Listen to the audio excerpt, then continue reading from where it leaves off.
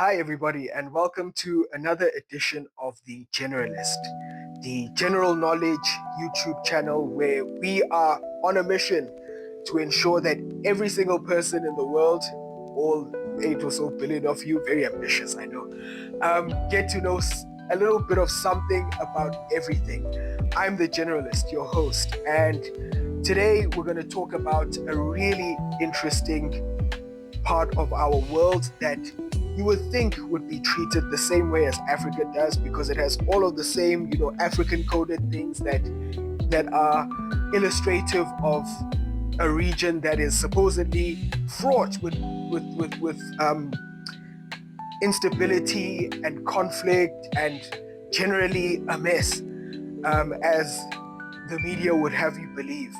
But nobody really does. Like, for example, we can point to a civil war in Myanmar that has been ongoing for about 4 years now, 4.5. We can point to a war between a small skirmish, war is a bit too much, between Thailand and Cambodia, one that really flared up in May to the point where there was mortars and all ordnance being flung by the respective countries against one another. There's since been a ceasefire in July.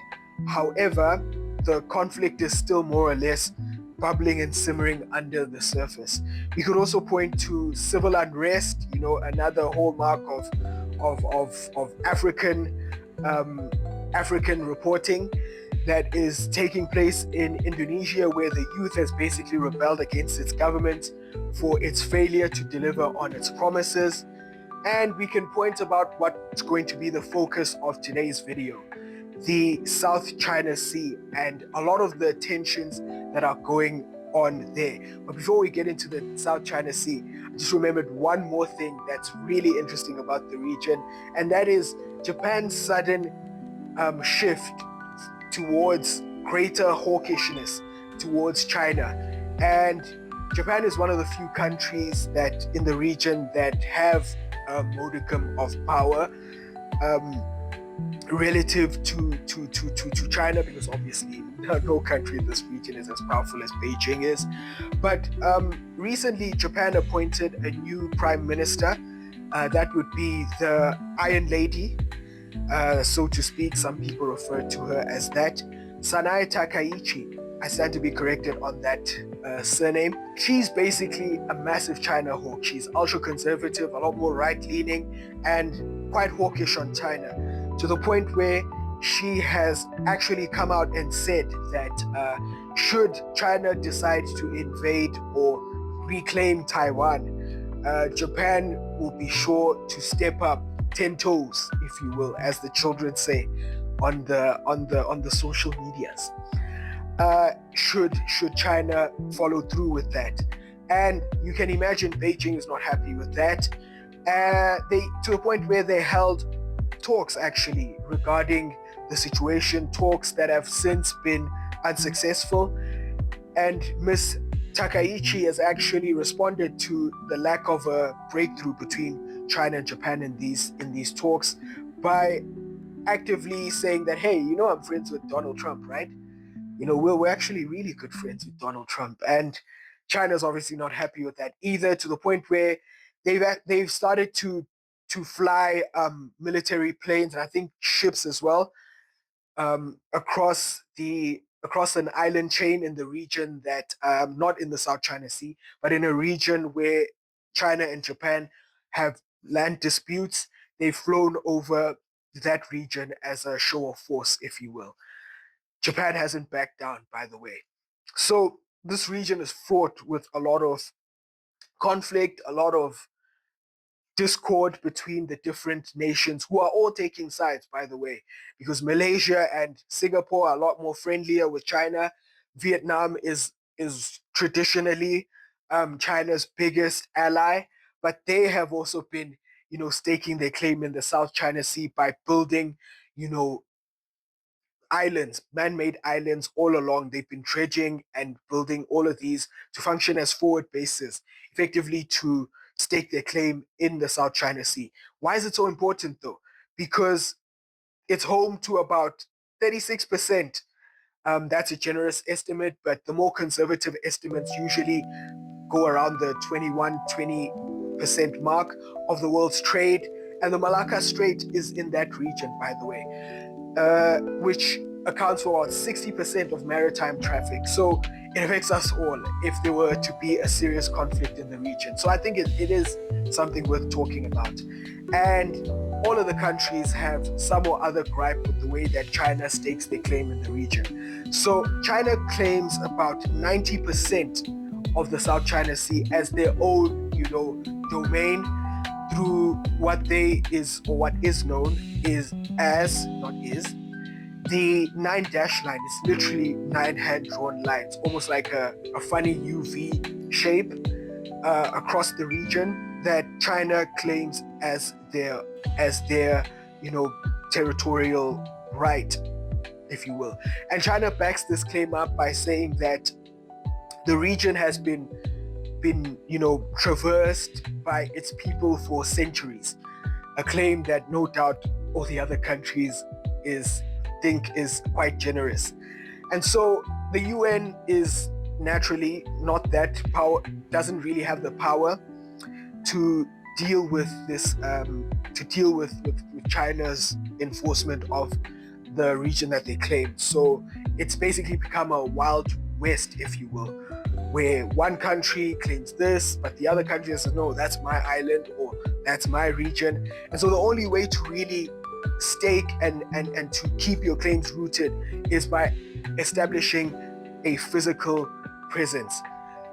China has the most islands in the region, followed by Vietnam, and then other countries also are moving in this route where they are building man-made islands of their own. And the idea is that those islands function as makeshift aircraft carriers, if you will, if I didn't mention it earlier.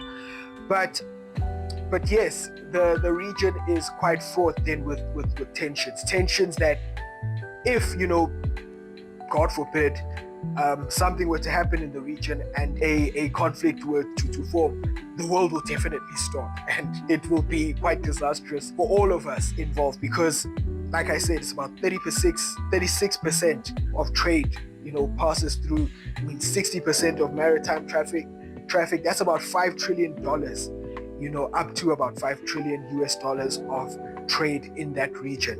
So you definitely hope that nobody fights, and people do want to fight, because like I said, the region is everybody's picking a side. Like, Japan has recently signed a defense pact with the Philippines that states that should a nation attack the Philippines, Japan under certain conditions would be obliged to intervene. We know that Japan will intervene if China decides to reclaim Taiwan.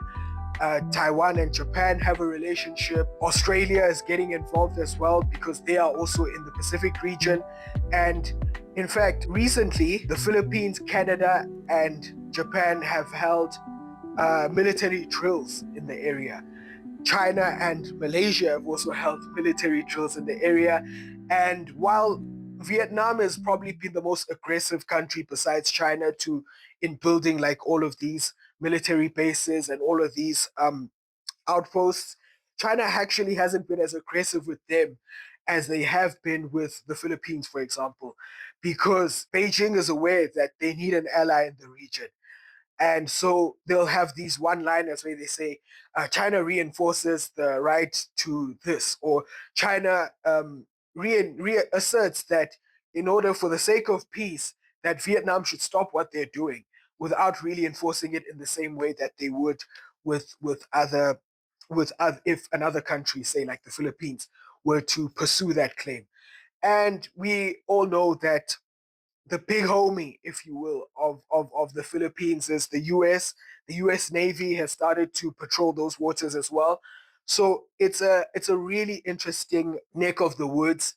One, because it will affect us all, like I said earlier, but two, because everybody is really like jostling and moving and really elbowing for position in the region. So it's one we will be looking at with increasing interest, and one you definitely need to keep your eyes on. So what have we learned today? And remember, it's an ongoing It's an ongoing situation, so we are going to have a part two. So don't feel shortchanged now that I'm ending the video. Is that the South China Sea is important to us all. It's something to look out for. It's something to keep watch on. But I also wanted to focus on the South China Sea because I think amongst us, particularly Africans, I'm South African, we tend to think that the big bully in the world is Western countries. And we have a good reason to believe that because colonialism. I really want people to be careful about how they view geopolitics. And I picked this video and for that reason. Geopolitics should never be seen as a binary. You know, you might think, and I know many Africans do, that, Beijing and also Moscow, these great heroes there to liberate us and to stand as our equals in the fight against Western hegemony. And yes, I'm definitely not denying that the West is hegemonic, and they have been in the world in the last couple of centuries. But if we focus on this because these people are not as pro-Western as others, they are therefore our allies and good people, you will definitely miss out on genuine claims and genuine gripes that other people a lot closer to home to these other countries might have. Like, for example, I highly doubt that Polish people and Lithuanians and Finnish and Estonians have as glowing a view of Russia that many Africans do, because Russia is a lot more aggressive in the way that they pursue. Russia has a very continental power view of land around them, so they will assert those claims.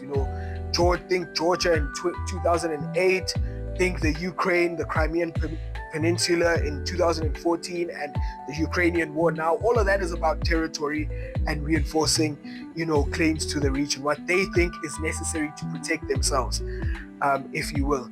China is no different. What they're doing in the South China Sea against countries that are less powerful than them. And I say all of this to say that you should really view geopolitics as a phrase that I got from the Caspian Report. Really great channel. You should check it out. That there are no friends, there's no good or bad in geopolitics, only interests. And the countries that have the power to pursue their interests, like the US does when they go looking for freedom in certain countries, like what the British did, here, what the French did, what France continues to do, and what Russia does, is they pursue those claims through might. China and India have territorial disputes, in addition to what is happening in the South China Sea. So you should really be careful and cognizant of how you view geopolitics in our world. And that's why I picked today's topic. And so, on that cheerful note, don't forget to like, share, and subscribe. We're gonna pick up this video later, this topic. Remember to share this with a friend. Tell a friend to tell a friend that you can learn something about your world by going to the generalist. And we're still on that journey. We're only on about 39 subscribers. So guys, let's run it up. Let's be stomach in, chest out, as as our politicians would say, and let's go and let's get more people onto this platform. Thank you for watching, and see you on the next one. Cheers.